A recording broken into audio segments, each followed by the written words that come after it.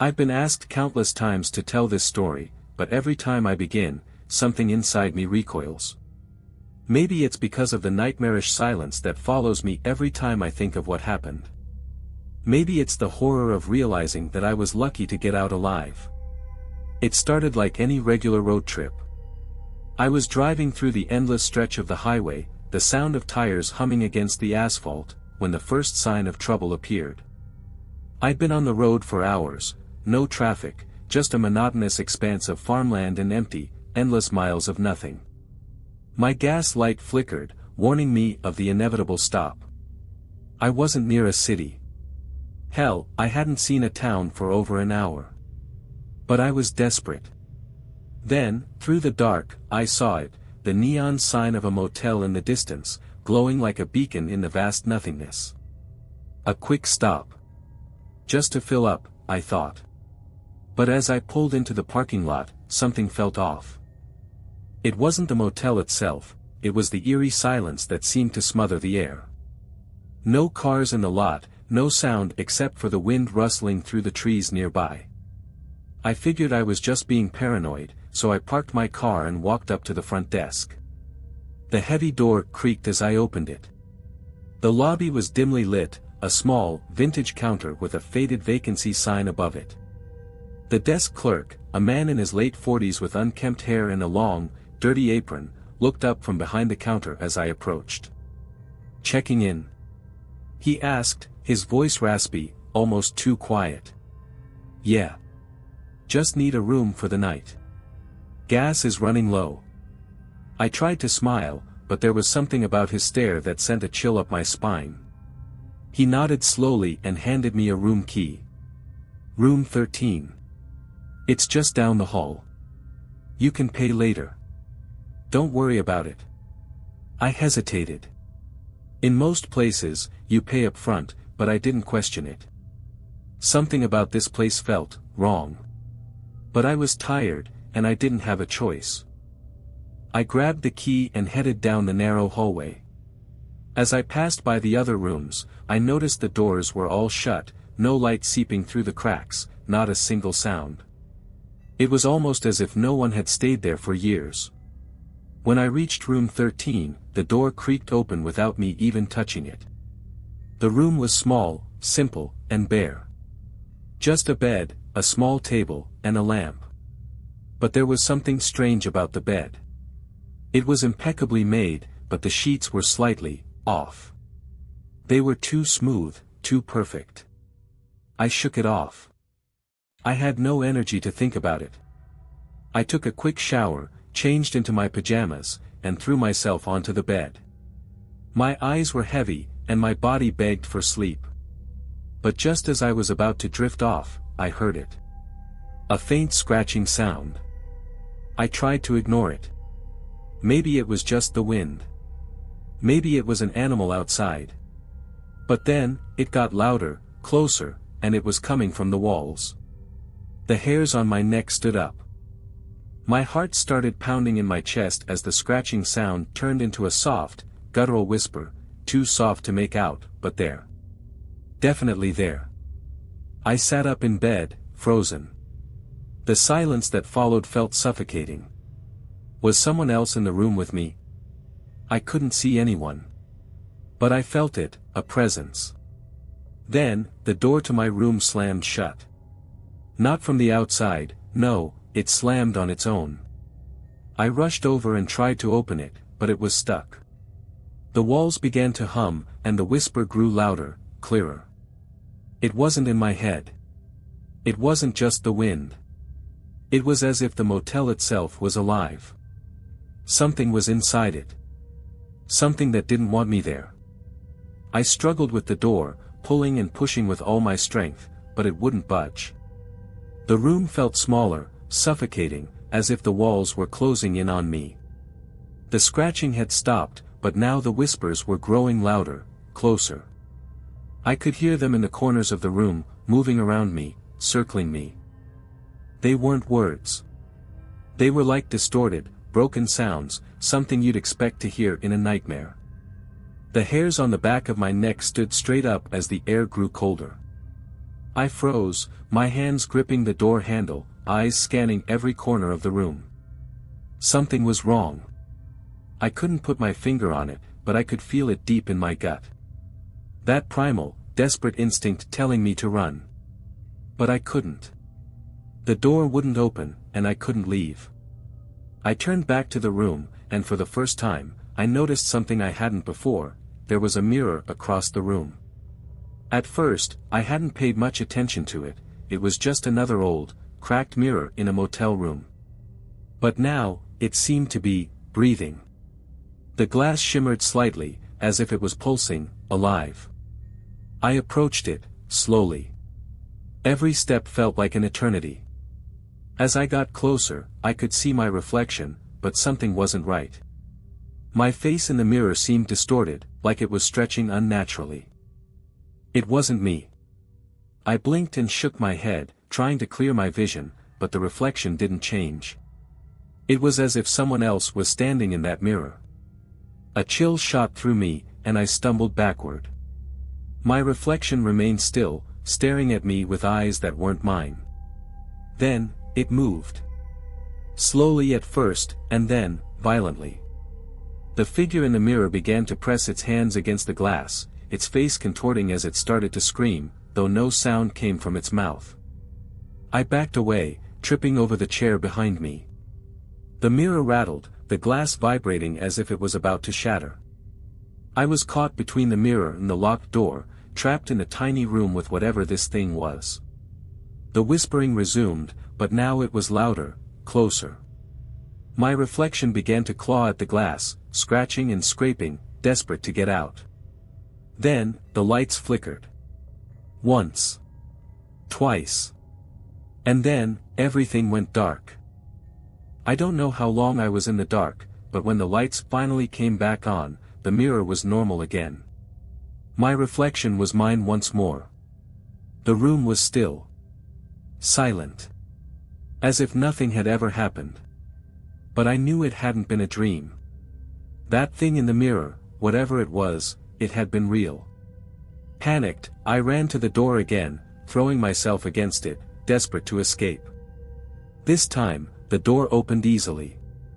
I didn't care about paying or checking out, I needed to get out. I burst into the hallway, breathing heavily, but the motel was different. The hallway, which had once seemed endless, was now short and narrow. It didn't make sense. I'd passed rooms 1 through 12, but now there was only one door at the end of the hall. The hallway seemed to stretch into infinity, a maze with no way out. I turned back, but the front desk was empty. The man who had checked me in, gone. No sign of him. The lobby was dark, abandoned. I was alone. Completely alone. And then I heard it again, the faint whispering. It wasn't coming from the walls anymore, it was coming from behind me. I spun around, my heart racing. Nothing. But that's when I saw it. In the distance, at the end of the hall, there was a figure standing. A man. Tall, with long hair hanging in front of his face. He wasn't moving. He just stood there, staring at me. "Get out," I heard in my head, not in words, but as a command. I didn't need any more warning. My legs moved before my brain could process it. I turned and ran. Down the hallway, through the darkened motel, desperate to escape. But the man was still there, following me. Always just out of sight, always one step behind. The whispers grew louder, the sense of dread overwhelming. The walls began to close in around me, the motel itself breathing with me. Finally, I reached the door. I burst outside, into the cool night air, gasping for breath. My car was parked just a few feet away. I didn't think about the keys, didn't think about anything except getting in and driving as far as I could. I jumped into my car and started it, slamming the gearshift into drive. The tires screeched as I sped out of the parking lot, the motel growing smaller in my rearview mirror. But as I drove, I kept looking back. There was something about the place, something that wouldn't leave me. Even now, years later, I can still hear the whispers when I close my eyes. And every time I see a motel sign, I remember that night. Because some places never let you go. It's been months since I left that motel behind, but the memories are still fresh, still haunting me. I try not to think about it, but it's like that place has an unshakable grip on my mind. Even now, when I'm driving alone on a quiet road, I feel it. That pressure in the air, the sensation that something is watching me. Waiting. When I left the motel, I didn't look back. I drove for miles, past small towns, through empty stretches of highway. I needed to get as far away as possible. But no matter how far I drove, something felt wrong. The road seemed to stretch endlessly before me, like I wasn't going anywhere at all. The world outside my car seemed to blur, as though I was trapped in a loop. I pulled into a gas station hours later, exhausted and shaken, hoping to find some semblance of normalcy. The attendant behind the counter gave me a strange look when I walked in. A look I couldn't quite place. It wasn't a look of concern or pity, it was something darker, like he knew something I didn't. I couldn't shake the feeling that something was still following me. I filled my tank quickly and paid, trying to ignore the creeping sensation that I wasn't alone. The attendant's eyes never left me, even as I turned to leave. But when I stepped outside, I froze. In the reflection of the glass door, I saw something that made my heart stop.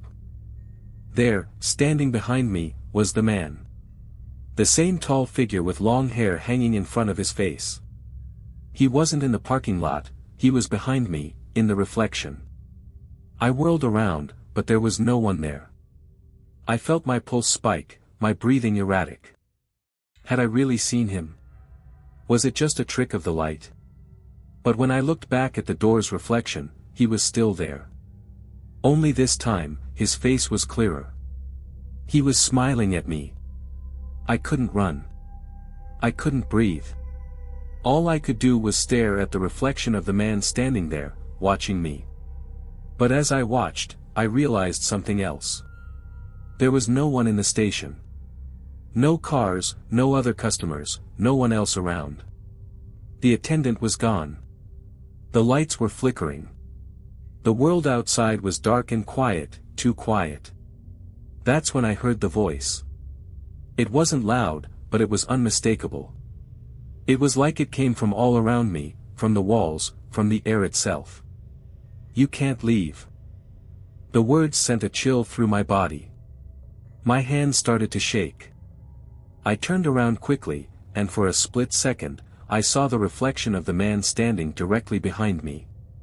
But when I turned again, the station was empty. I was alone. I ran back to my car, not even bothering to lock the door. I floored the accelerator, desperate to put distance between myself and whatever was happening. But the road seemed endless. No matter how fast I drove, the horizon never changed. The moon hung in the sky, unnaturally large, watching me like a sentinel. And then, the road began to bend. I didn't notice it at first, but as I drove, the landscape started to shift. The trees on the side of the road grew taller and darker. The air became heavy, thick with the smell of decay. The road itself began to twist and turn in impossible directions. I thought I was losing my mind, but when I glanced at the road signs, they were the same as before.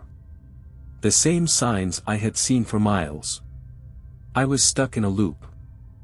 No matter how much I drove, no matter how many turns I took, I ended up back at the gas station. It wasn't the same one I had just visited, but it was a carbon copy. The same flickering lights, the same emptiness, the same reflection of the man, staring at me from every surface. I was trapped. And then I saw him again. The figure was standing in front of the station now, just watching me from a distance. His face was still hidden in shadow, but I could feel his eyes. They burned into me. I wanted to scream. I wanted to run. But no matter where I turned, no matter how far I drove, the same place, the same nightmare, followed me. I stopped my car and sat there, my hands gripping the steering wheel, my mind racing. How could this be happening? What was happening? And then, in the reflection of my rearview mirror, I saw it. A shadow moving behind me. I didn't dare turn around. But I could feel it. It was in the car with me now. I wasn't alone anymore. I don't know how long I sat there, locked in place by terror.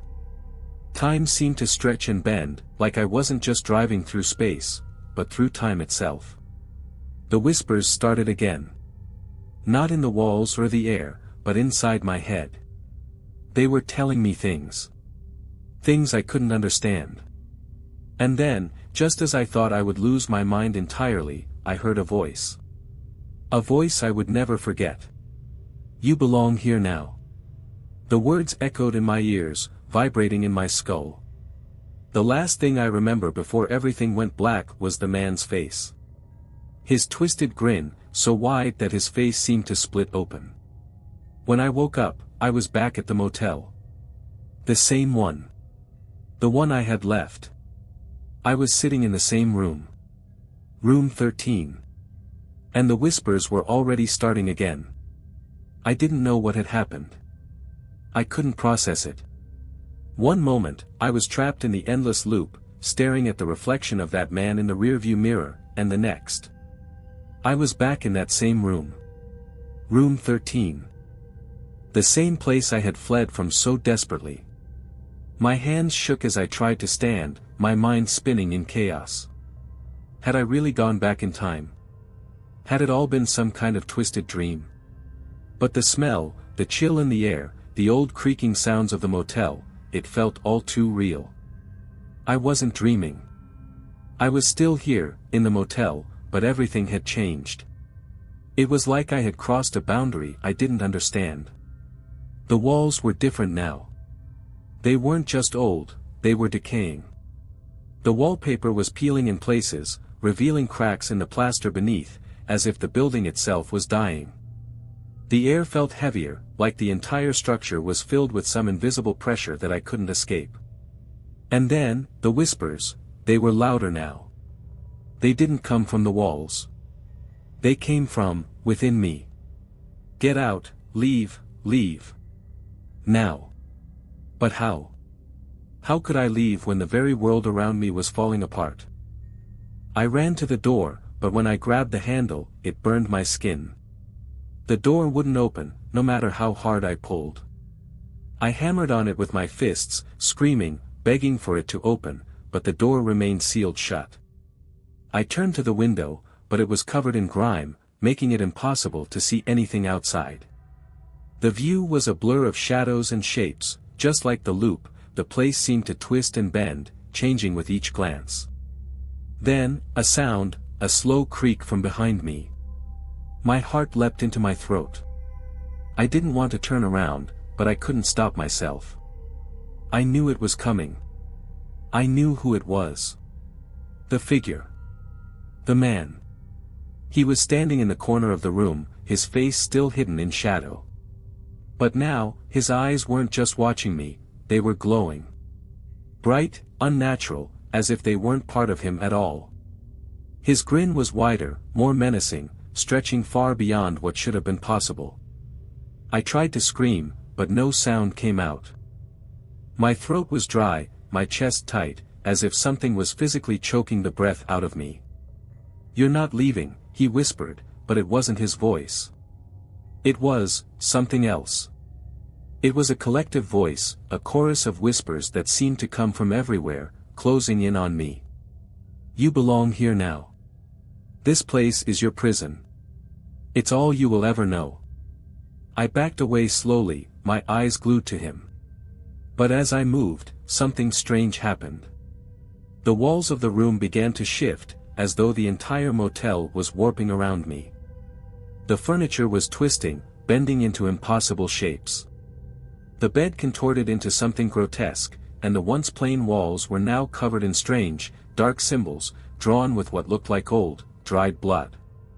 I stumbled toward the door again, my mind racing. There had to be a way out. I wasn't going to stay here, I couldn't stay here. Then, the door opened. But not in the way I expected. It wasn't the front door I had been pulling on. It was the door at the far end of the room, the door that hadn't been there before. I didn't question it. I ran toward it, desperate to escape whatever nightmare this was becoming. As I passed through the door, the air shifted. The temperature dropped, and the sound of the whispers grew even louder, now right next to me. The hallway beyond the door was pitch black, darker than anything I had ever seen. I couldn't even see my hand in front of my face. But I had no choice. I couldn't go back. I couldn't stay in that room. I forced myself to move, step by shaky step, down the hallway. My footfalls echoed in the silence, hollow, like they didn't belong. The darkness seemed to press in on me, threatening to swallow me whole. Suddenly, I heard it. The sound of footsteps. Not my own. Someone, or something, was following me. I turned around, my heart pounding in my chest. But no one was there. I could feel it, though. I could sense it behind me.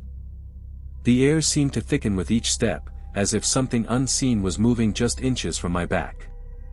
And then, from the depths of the darkness ahead of me, I saw it.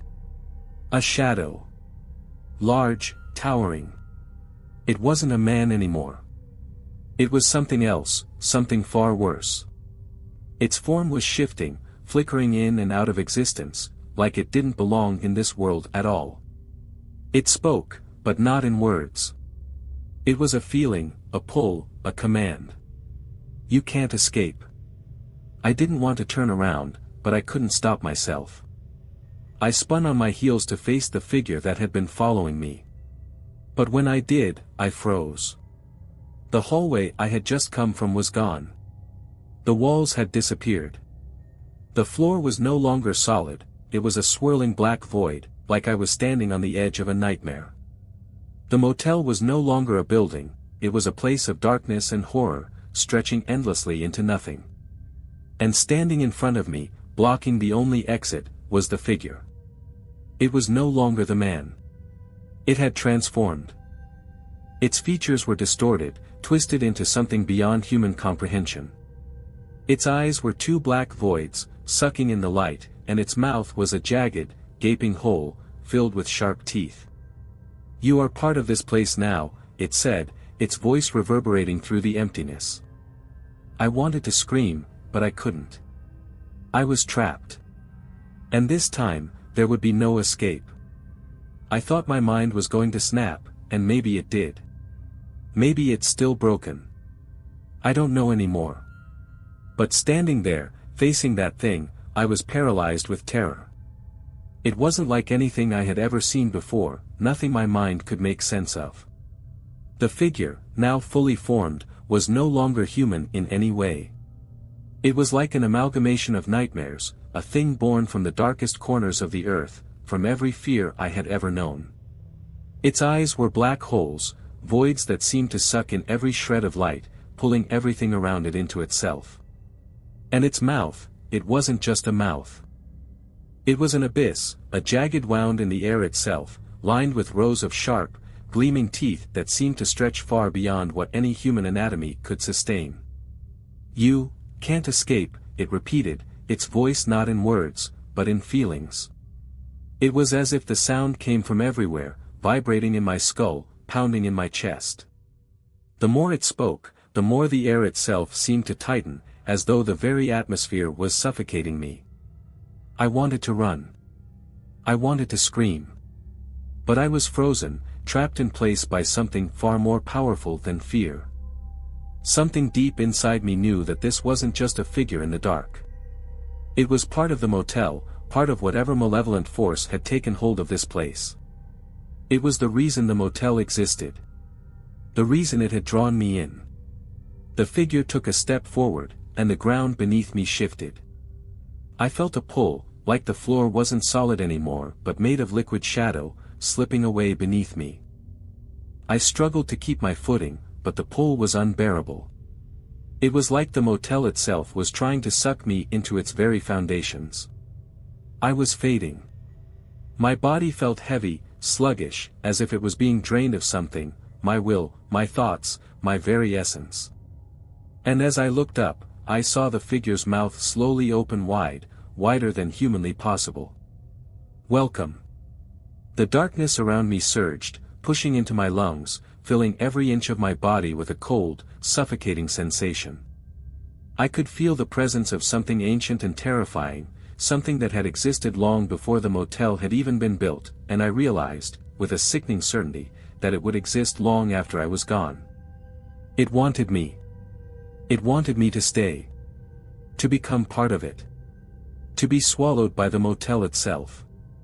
And just when I thought I couldn't take it anymore, when I was sure I would be consumed by this creature, I heard something else. A voice.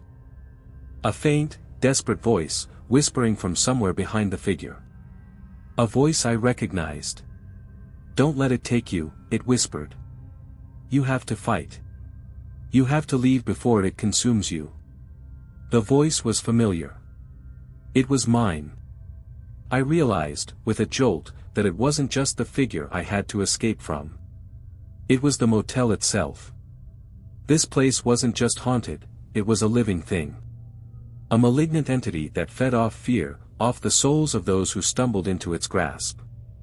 It didn't just trap people, it consumed them, hollowed them out, turning them into its part of its endless, unending nightmare. My vision blurred. The darkness was closing in. The walls of the motel seemed to shift, bending and warping around me, becoming fluid and strange. I couldn't tell where I was anymore. Was I in the hallway? Was I still in room 13? It didn't matter.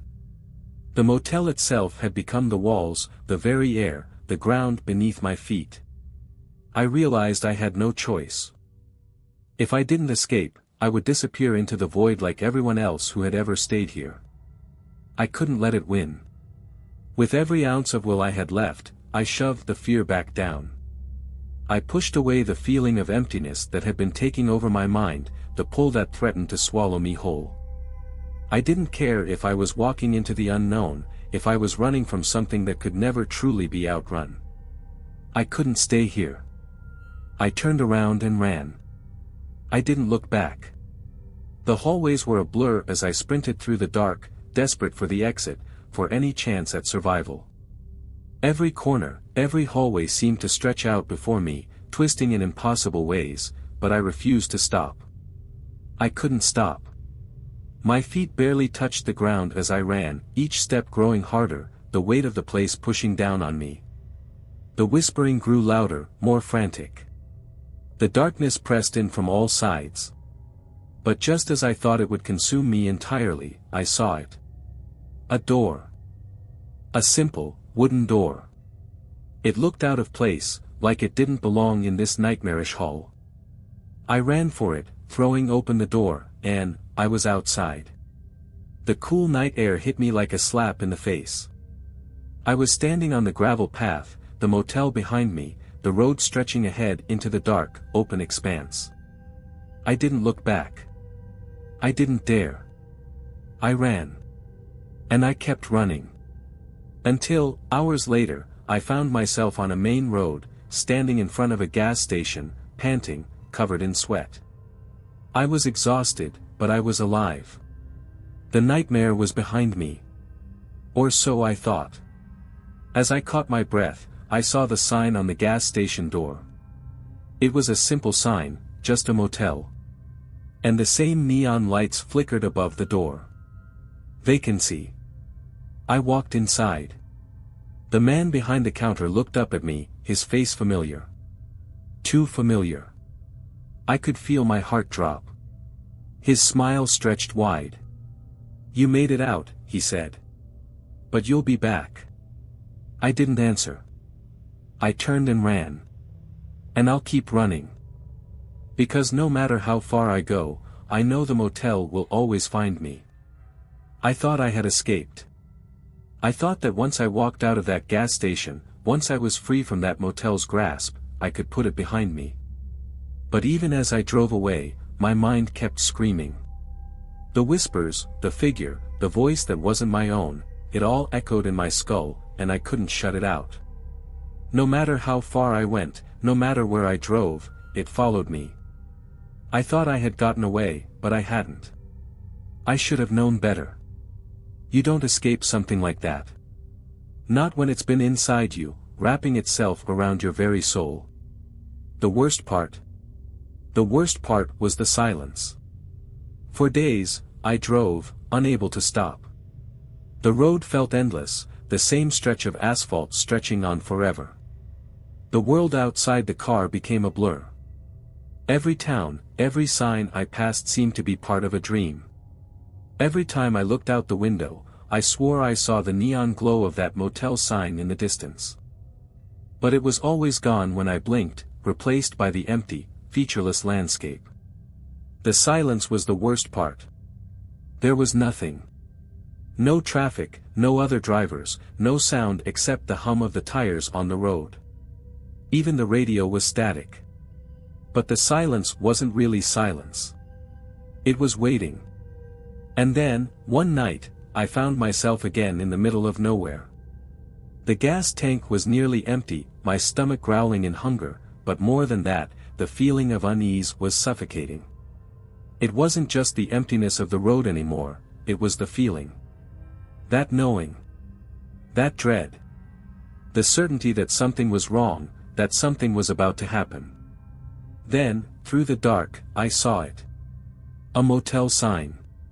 Just a flicker at first, then clearer, brighter, like it had been waiting for me. Vacancy was glowing against the night sky. I slammed on the brakes, almost crashing into the gravel lot.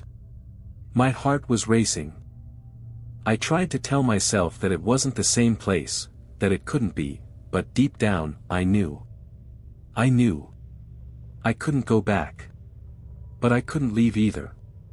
The motel had become part of me, like a disease, like a black hole that had taken root in my mind, in my very being. I had no choice. I pulled into the lot, and as I did, I noticed something strange. The place seemed even more empty now. The windows were dark. The lights were off. There were no cars, no people. I got out of the car, my legs shaking. The door to the lobby opened with a loud creak as if it had been waiting for me. And there he was. The man at the counter. Same face. Same dark smile. His eyes gleamed with something ancient, something that saw into my very soul. "You're here," he said, his voice low and calm, as if he'd known this moment would come all along. I didn't say anything. I couldn't. "You can't leave, you know," he said, almost sympathetically. "Not now. Not after everything." I stood there, staring at him, the reality of my situation slowly sinking in. It didn't matter how far I ran. It didn't matter how many miles I drove or how many gas stations I stopped at. The motel would always be waiting. And in that moment, I understood.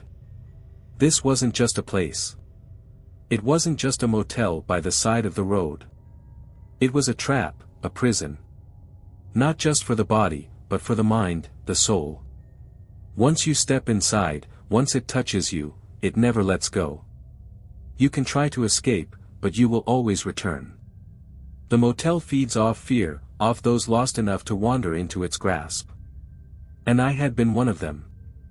I turned away from the man at the counter, my feet moving of their own accord, leading me to the hallway. The door to room 13 swung open with ease, and the familiar smell of decay filled my nostrils. The walls whispered again, louder this time, more urgent. The room seemed smaller than I remembered. The bed was still made, the sheets unnaturally smooth, but now there was something more. I could feel it. The space itself was shifting, bending around me, the shadows in the corners flickering with movement. I didn't lie down. I didn't even sit. I just stood there, staring at the walls, at the darkness that seemed to stare back at me. I could hear the whispers growing, the voices growing louder and more desperate. "You're ours now. You're never leaving." And the worst part? The worst part was the realization that they were right. I had always been part of this place. Part of the motel. Part of the nightmare. I looked at the window, at the empty road outside, the same road that had brought me here countless times before. The same road I had tried so hard to escape. And I realized something. No matter where I go, no matter how far I drive, the road will always lead me back. Because once the motel claims you, there is no escape.